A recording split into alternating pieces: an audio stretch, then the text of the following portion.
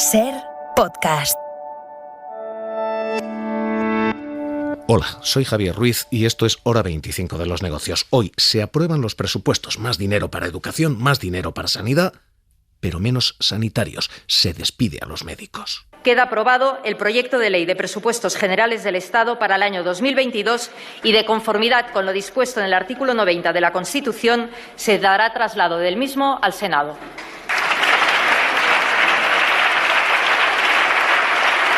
Los presupuestos están aprobados ya. Camino de su último trámite parlamentario, contemplan el mayor gasto sanitario y educativo de la historia. Pero las plantillas en educación y en sanidad se siguen recortando.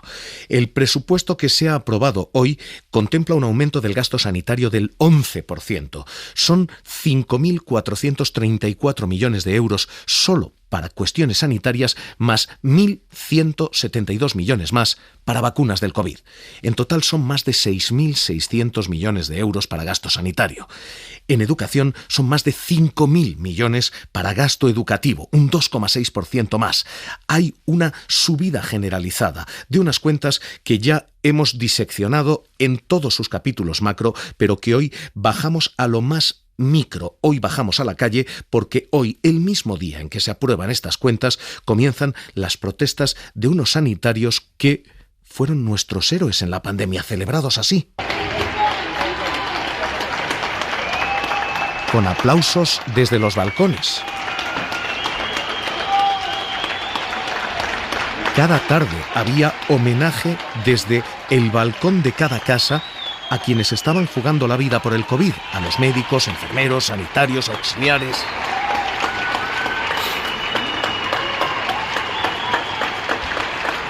Hoy, con más dinero y con más presupuesto, denuncian hay menos plantilla y hoy dicen yo soy contrato COVID como estos. Y pues bueno, me acaban de comunicar que no me van a renovar el contrato, que finaliza el 31 de diciembre. Yo durante este tiempo en Getafe he puesto en marcha una consulta monográfica de cefaleas que actualmente ya tiene una Sanidad lista de espera. y educación tienen más dotación presupuestaria que nunca, pero los recortes de personal van a continuar. Tengo un contrato COVID, he estado apoyando en planta de hospitalización, en el Zendal, en urgencias. Actualmente tengo una consulta de unos 20 pacientes neurológicos al día. A partir de diciembre no sé qué va a ser de mi contrato. Actualmente tengo un Porque las autonomías que han de ejecutarlo siguen recortando en personal. ¿Qué va a pasar con la atención de mis pacientes a partir del 1 de enero? Tengo un contrato temporal COVID y a día de hoy, igual que todos mis compañeros sanitarios con este mismo contrato, pues no sabemos qué será de nuestra actividad asistencial, de nuestro contrato y nuestro trabajo. En esas dos áreas, sanidad y educación, habrá recortes de personal. Y mi baja se acaba el 28 de diciembre. Somos absolutamente necesarios, no solo por la sexta ola, no solo por la enfermedad del coronavirus, sino por todas las listas de espera, por todas las enfermedades que han quedado. En sanidad se esperan entre 21.000 y 28.000 despidos de sanitarios. La cifra que adelantaban los compañeros de Sociedad en la cadena SER con información de toda la red de emisoras refleja que todas las autonomías, salvo Cataluña, La Rioja y Castilla y León, todas ellas van a recortar personal sanitario. Insisto, con más dotación de presupuestos generales del Estado de los que habíamos visto jamás, va a haber menos médicos de los que ha habido recientemente. El sonido en las UCIs, la emergencia sigue siendo la misma. Pero las cifras que refleja el boletín estadístico del personal al servicio de las administraciones públicas da un reflejo muy diferente de lo que han sido los meses de pandemia y esta sexta ola. Se está recortando en cuestiones como la Agencia Española del Medicamento. Tuvo 541 empleados en julio, tiene 511 a día de hoy, un 5,5% menos quien ha de aprobar los tratamientos, por ejemplo, del COVID. La Organización Nacional de Trasplantes tiene menos trabajadores que el Comisionado para el Tabaco en España. 43 trabajadores tiene la Organización Nacional de Trasplantes, 46 tiene la Comisionada para el mercado de trabajo. Ahora mismo la situación sanitaria es muy difícil de comprender porque se siguen menguando plantillas y esto, Sira Valdés, ¿qué tal? Muy buenas noches. Hola, buenas noches. Se hace en toda España con niveles que van prácticamente de 2 de cada 3 contratos, 2 de cada 3 se van a restringir. Es complicado calcular el número exacto de contratos COVID que se han rescindido en los últimos meses o que van a finalizar en los próximos sin solución de continuidad, porque dicen los sindicatos, no todas las consejerías están facilitando estos datos, aunque deberían, pero en algunas regiones sí que son accesibles. En La Rioja y Castilla-La Mancha, como decías, se mantendrán esos contratos, también en Cataluña, donde de hecho se está trayendo talento de otras comunidades. Desde la Federación de Salud de Comisiones Obreras apuntan que más de 300 enfermeros y enfermeras se habrían ido ya a Cataluña desde Andalucía, y es que allí en Andalucía ya se han dado por finalizados el 40% de los contratos que se hicieron por el COVID, de un total de 20.000 trabajadores para cubrir distintos puestos, ya solo quedan 12.000. Por eso llevan semanas movilizándose en las distintas regiones, en unas movilizaciones que, por cierto, advierten congregarán a todos los trabajadores de la comunidad en Sevilla el próximo 14 de diciembre. Una situación similar viven en Murcia, dicen desde Comisiones Obreras, donde desde mayo se han destruido un tercio de los puestos creados a raíz de la pandemia. Se habían creado unas 4.500 plazas nuevas, ya solo quedan 3.000. Los principales afectados, señalan, son enfermeros, técnicos en cuidados y técnicos especialistas. En la Comunidad Valenciana, 3.000 sanitarios COVID han perdido su contrato en los últimos meses, que a cambio consolidará las 6.000 nuevas plazas restantes que se habían creado a partir de la próxima primavera. En Aragón, los sindicatos denuncian que los 2.400 contratos COVID que se hicieron ya han desaparecido, y en Castilla-La Mancha desaparecerán 2.700. En Madrid, el sindicato de médicos AMIT señala que se destruirán más de 1.000 contratos en el ámbito de la salud. En Cantabria y Murcia se prescindirá del 66% y del 60% de los contratos COVID respectivamente. En Extremadura esa cota alcanza el 80% de los contratos y es algo más baja en Navarra, donde el recorte será el 30% y bajará hasta el 20% en el caso de Galicia. Por sistematizar, hay 3 grandes grupos en España, quienes van a recortar prácticamente todo lo que habían contratado. Son Extremadura, Cantabria, Murcia, Madrid. Extremadura recorta el 80%. Cantabria, Murcia, Madrid, 2 de cada 3 contratos, en torno al 65%. Esta es la ahora mismo gran fuente de destrucción de empleo sanitario. En el segundo bloque, en el segundo pelotón, están quienes van a renunciar a entre el 30 y el 40% de lo que habían contratado. Andalucía, Castilla-La Mancha, Navarra y Galicia serán finalmente los que menos. Este es el panorama, el dibujo de quienes fueron nuestros héroes, los héroes del COVID, asomándose al paro. Hola, me llamo Ángeles, actualmente soy enfermera en el 12 de octubre. Me llamo Bárbara y soy cardióloga en un hospital público de la zona sur de la Comunidad de Madrid. Mi nombre es Pilar Parra, soy médico de medicina interna del Hospital 12 de octubre. Mi nombre es Daniel, soy neurólogo en un hospital público de Madrid. El 14 de marzo, tras la declaración del estado de alarma, una gran parte del país se quedó en casa, pero muchos profesionales tuvieron que salir de la suya y jugarse la vida para salvar otras. Muchos, como Pilar y Daniel, lo hicieron bajo el paraguas de los contratos COVID. Incluso algunos profesionales tuvieron que renunciar a becas y otro tipo de oportunidades laborales, y ahora, tras más de 1 año y medio, estos héroes caídos pueden verse en la calle. Hola, me llamo Alba y actualmente soy neuróloga en el Hospital de Getafe. Digo actualmente porque desde que terminé la residencia en el año 2016 he firmado incontables contratos en 5 o 6 hospitales públicos de la Comunidad de Madrid, y en 2019 vine a Getafe en principio con una beca de un 50%. En abril de 2020 renuncié a esa beca por coger un contrato COVID de un 100%, porque en ese momento hacía falta mucha gente al 100%. Y pues bueno, hoy me acaban de comunicar que no me van a renovar el contrato. Desde el sindicato médico AMITS han denunciado que muchos de estos trabajadores eran profesionales que ya eran eventuales antes de la pandemia, a los que se les transformó el contrato. Soy una médica especialista en medicina interna y llevo trabajando ininterrumpidamente en el mismo hospital público de Madrid desde mayo de 2017. Desde marzo de 2020 soy un contrato COVID. Llevo 8 años con contratos eventuales, cubriendo bajas de una duración aproximada de no más de 1 año, y aquí en el 12 empecé con un contrato COVID en el mes de marzo en medio de una sexta ola que está haciendo que en algunos países europeos se planteen la posibilidad de volver a confinar a los ciudadanos y con los casos incrementándose cada día, las comunidades autónomas prescinden de este personal, mientras que todos ellos consideran que en realidad son trabajadores estructurales, por lo que exigen su renovación y su consolidación como plantilla estructural. Además, la no renovación de los contratos COVID es algo generalizado que está ocurriendo a lo largo de todo el país, tanto con el personal sanitario como con el personal no sanitario. Es un reportaje de Alejandra de la Fuente. Con una situación que, como han visto, se repite una vez y otra vez y otra vez y otra vez y otra vez en médicos, enfermeros, personal auxiliar, como María Ruiz. Ella es médica internista en el 12 de octubre. María, ¿qué tal? Muy buenas noches.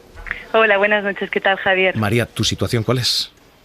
Bueno, pues yo soy médico internista. Llevo 6 años siendo facultativo especialista, o sea, 11 años trabajando como médico, los 6 últimos ya como especialista. Y ahora mismo pues tengo un contrato COVID en el Hospital 12 de Octubre como médico internista, que es mi especialidad. ¿Y se te termina? ¿Te liquidan? Se me termina el 31 de diciembre y bueno, pues estamos haciendo todo lo posible para que no nos liquiden, efectivamente. ¿Qué os dicen? ¿Cómo se explica? Porque vosotros, como nosotros, sabéis que estamos en plena, en fin, sexta ola, se está definiendo. ¿Cómo se explica y cómo se justifica prescindir de médicos? Claro, bueno, yo es que creo que esto es un problema que viene de largo, ¿no?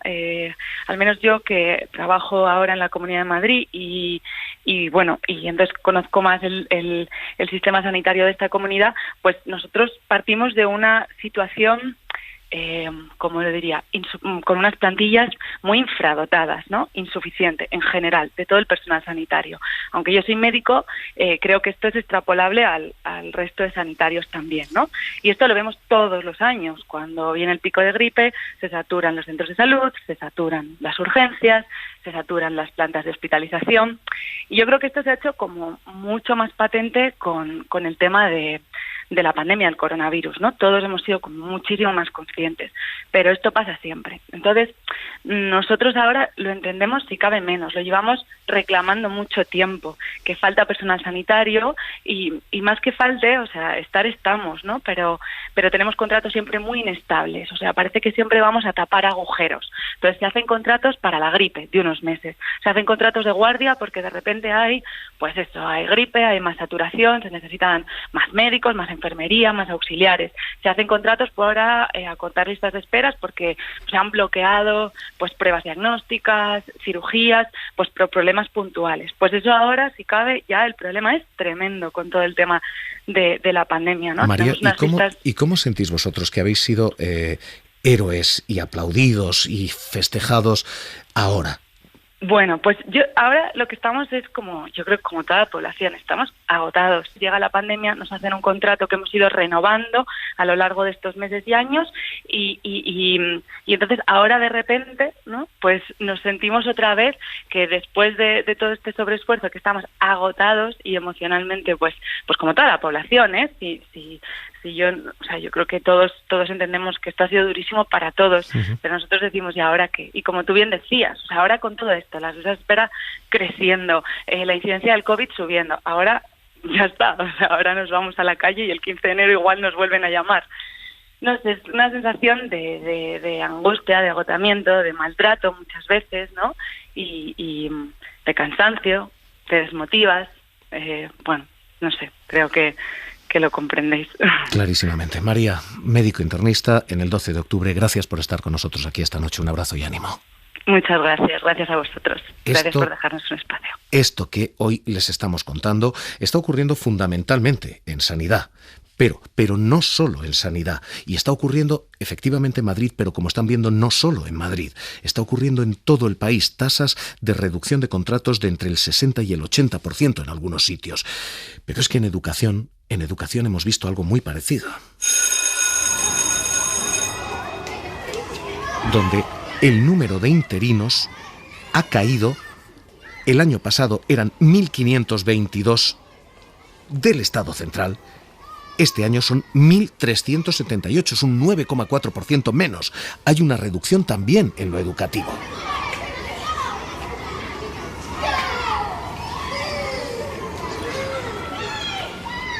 y una duda por resolver, y es cómo se cuadra esto. ¿Hay presupuesto?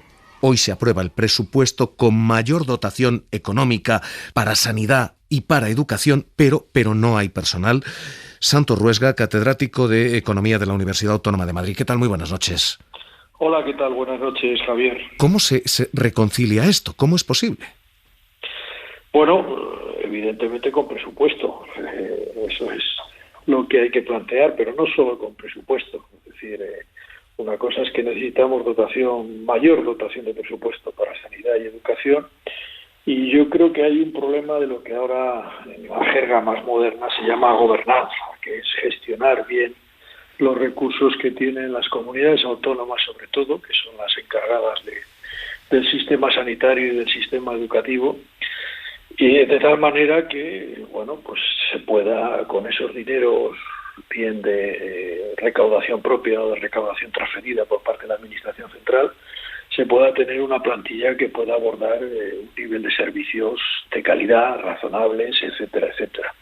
Este es el problema. Yo creo que lo vimos al inicio de la pandemia, como aquello era un pequeño caos de carencia de medios, de carencia de personal, de carencia de servicios especializados, y parece que no hemos aprendido. Es decir, se acaba la pandemia y bueno, pues vamos otra vez a volver a las situaciones previas. Yo creo que sí, perdón, adelante, sí. Con la dotación presupuestaria que hay ahora, porque las cuentas que hoy salen del Congreso son extraordinariamente generosas en los dos capítulos. Son 6.600 millones en sanidad, son 5.023 millones en educación. ¿Con ese dinero no hay dinero suficiente para sostener a la plantilla médica y a la plantilla educativa que hemos necesitado durante el COVID, mientras sigue habiendo COVID? Bueno, el dinero realmente que se dedica a ambas cosas es más. Claro, porque esto es solo dinero del Estado, falta el dinero autonómico. Exacto, falta el dinero autonómico, que es más que el dinero del Estado. Es decir, esto es lo que se transfiere, y las pequeñas competencias que tiene el Estado en ambas materias, lo que gasta en ambas materias. Es decir, hay bastante más. A ver, yo diría que en ambos casos, pero particularmente en el caso de la sanidad, la población o los ciudadanos tenemos que ser conscientes que va a ser un gasto creciente, o sea, inevitablemente. Básicamente habría dos razones. Una, el envejecimiento de la población. El gasto de las personas mayores es mayor en general que la media, y por lo tanto, en la medida en que envejece la población, el gasto va a seguir siendo mayor. Y segundo, era un factor de calidad, que yo creo que, bueno, todo el mundo entiende y asume y está de acuerdo en que tengamos cada vez una sanidad con mayor calidad, y eso cuesta dinero, eso es más caro. Eso supone no solo invertir en tecnología, que lo es también, sino también aumentar la dotación de personal. Si eso es lo que queremos, tenemos que asumir que, bueno, paulatinamente el presupuesto global entre comunidades autónomas y Estado tiene que ir en aumento. No parece que sea lo que ha ocurrido en los últimos años, particularmente en algunas comunidades autónomas, de una manera clara en el caso de la Comunidad de Madrid, y bueno, salvo el periodo de pandemia, que bueno, prácticamente fue inevitable que tuvieran que aumentar la dotación de recursos para hacer frente a los efectos sanitarios de la pandemia, bueno, veníamos en una tendencia de descenso, cuando la lógica de, como digo, de esos dos factores, el de calidad y el de envejecimiento, significaría que hay que ir manteniendo una senda de crecimiento del gasto. El Partido Popular está diciendo buena parte de la vuelta del empleo, decía Pablo Casado, es porque el Estado está contratando, y contratando más que nunca, decía. Y dice que no, que la EPA ha ido bien. Es que usted no cumple con la verdad, señor Sánchez. Ha creado usted 330.000 puestos de funcionarios. El Partido Popular dice se está engordando la cifra de contratos con contratos públicos. El Partido Socialista está diciendo, oiga, son contratos independientemente de que los firme una empresa privada o una empresa pública. ¿Dónde está la razón en este debate? Bueno, en primer lugar, es verdad, son contratos. Es decir, yo creo que el debate, tal como lo plantea lo que acabo de oír del Partido Popular, no es ese el debate. El debate es si esos puestos de trabajo son necesarios o no. Que cree puestos de trabajo el sector público, bueno, ocurre en todos los sitios, parece razonable, y lo que cabría discutir es no tanto si los ha creado o no, sino si son necesarios o no, y esto es lo que no parece que que entre en el debate. Los empleos donde se han creado, la sanidad, bueno, eso es malo. Una época como la que hemos tenido en este último año y medio, no había que crear empleos de sanidad, no había que crear empleos en el sistema educativo. Esto es lo que habría que discutir, ¿no? Establecer una especie de paradigma absolutamente simplista de que es malo crear empleos en el sector público. Entonces, si se han creado empleos en el sector público que entendemos que eran necesarios, pues bienvenidos sean. Pues Santos Ruesga, catedrático de Economía en la Universidad Autónoma de Madrid. Un placer escucharle como siempre aquí en Hora 25 de los Negocios. Un abrazo.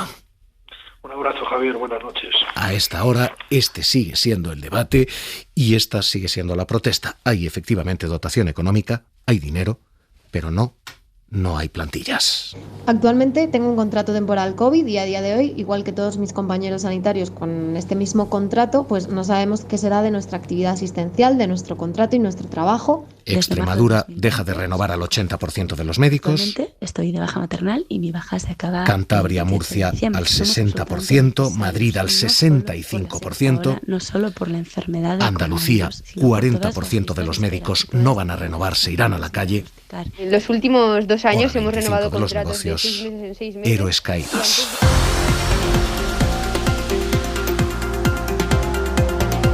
Suscríbete a Hora 25 de los Negocios. Todos los episodios y contenidos adicionales en la app de Cadena SER y en nuestros canales de Apple Podcast, Spotify, iVoox, Google Podcast y YouTube.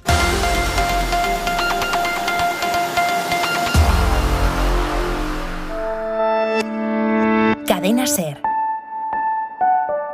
La radio.